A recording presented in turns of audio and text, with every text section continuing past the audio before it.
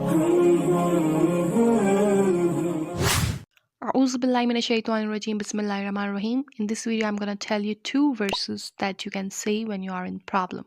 Number one verse, it's Surah Baqarah, verse number 214. Allah says, "Do you think that you will enter paradise without undergoing such trials as were experienced by the believers before you? They met with adversity and affliction, and were so shaken by trials that the Prophet of the time and his followers cried out, 'When will Allah's help come?' Yes, indeed, Allah's help is near."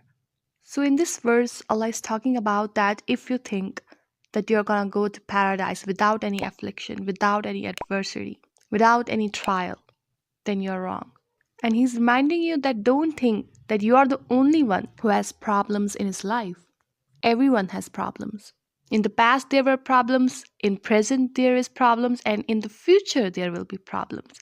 The people who were in the past, like your ancestors, even at the time of Prophet, the believers at that time, the Prophet himself, all of them faced difficulties. And they were so troubled by these problems that, like us, they once cried out and said, "When will Allah's help come?" So, like them, sometimes we are so fed up with our problems that we say, "When will Allah help us?" Right?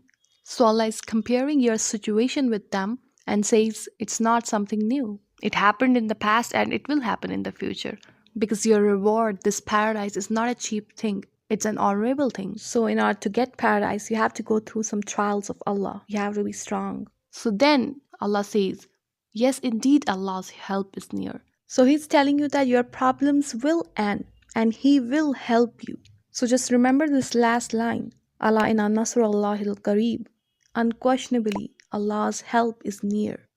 And verse number 2 is it's Surah Ash-Shura, verse number 5 and 6, where Allah says, "Inna ma'al usri yusra, inna ma'al usri yusra." So surely with hardship comes ease. Surely with that hardship comes more ease. So the previous verse, the verse of Surah Baqarah, is basically brief explanation of this verse, where Allah says in single line, so surely with hardship comes ease. So Allah is saying it's just part of a life. With ease come hardship, with hardship comes ease.